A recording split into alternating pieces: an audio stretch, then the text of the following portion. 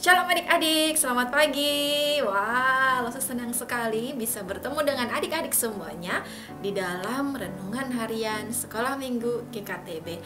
Nah, adik-adik, hari ini Losa punya berita yang sangat penting untuk adik-adik. Nah, adik-adik mau tahu berita penting itu apa? Tapi sebelumnya kita berdoa dulu ya. Yuk kita berdoa. Tuhan Yesus, terima kasih hari ini kami boleh bersama-sama kembali untuk merenungkan kebenaran firman-Mu. Tuhan tolong kami supaya kami boleh memahami dan melakukan firman Tuhan dalam kehidupan kami hari lepas hari. Dalam nama Tuhan Yesus Kristus kami sudah berdoa, amin. Nah, adik-adik, berita yang sangat penting yang Losa mau beritakan untuk adik-adik semuanya itu terdapat di dalam 1 Korintus pasal yang ke-15 ayat yang ke-3 sampai ayat yang ke-4.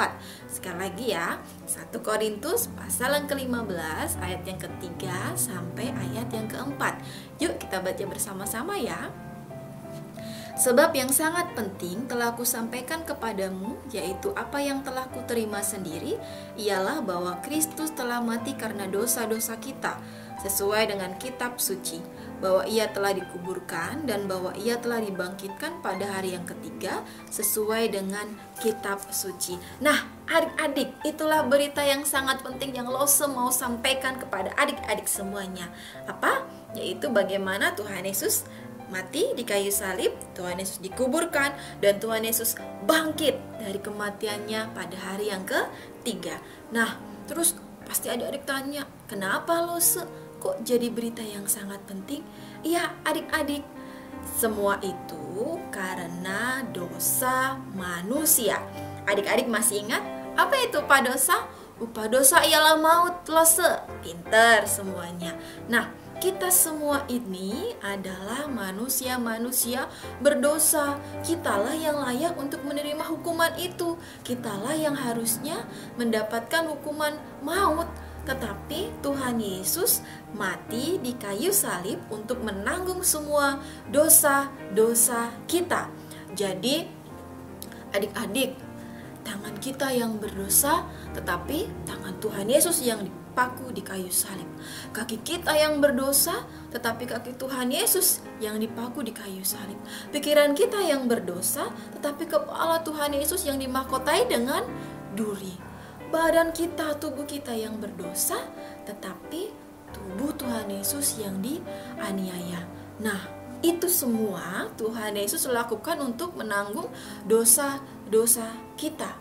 Selain itu, karena Allah juga mengasihi kita, Allah juga tidak mau kita dihukum.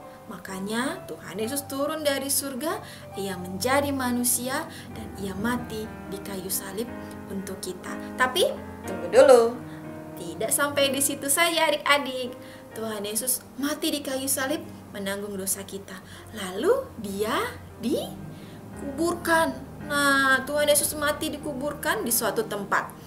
Tapi adik-adik mau tahu cerita selanjutnya?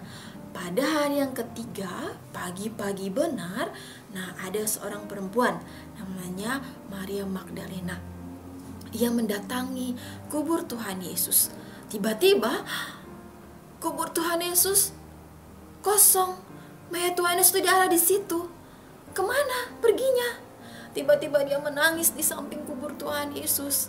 Kan tetapi ada seorang malaikat yang menampakkan diri kepada Maria Magdalena dan berkata bahwa Tuhan Yesus sudah bangkit. Jadi Tuhan Yesus sudah bangkit dari kematiannya. Selain itu Tuhan Yesus juga menampakkan diri kepada Maria Magdalena dan mengatakan bahwa ia telah bangkit. Nah adik-adik, jadi Tuhan Yesus tidak hanya mati di kayu salib, tapi dia juga bangkit dari kematiannya. Dia sudah menanggung dosa-dosa kita. Dia sudah mengalahkan maut untuk kita.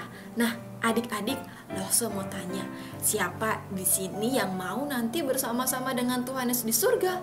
Wah, pasti semuanya bilang, saya Losa, saya Losa, saya Losa. Nah, kalau mau bersama-sama dengan Tuhan Yesus nanti di surga, maka kita semuanya harus menerima Tuhan Yesus sebagai Tuhan dan Juru Selamat di dalam kehidupan kita secara pribadi. Jadi pagi ini Losa mengajak kita semuanya untuk sama-sama berdoa kepada Tuhan. Kita mau menerima Tuhan Yesus secara pribadi sebagai Tuhan dan Juru Selamat di dalam kehidupan kita.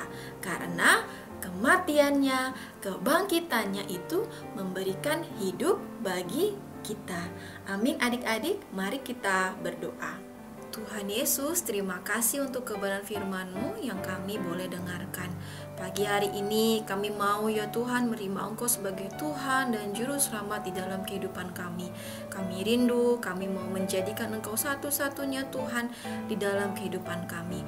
Kiranya Tuhan juga senantiasa menolong kami semuanya untuk hidup menyenangkan hati Tuhan dan menaati perintah Tuhan di dalam kehidupan kami hari lepas hari.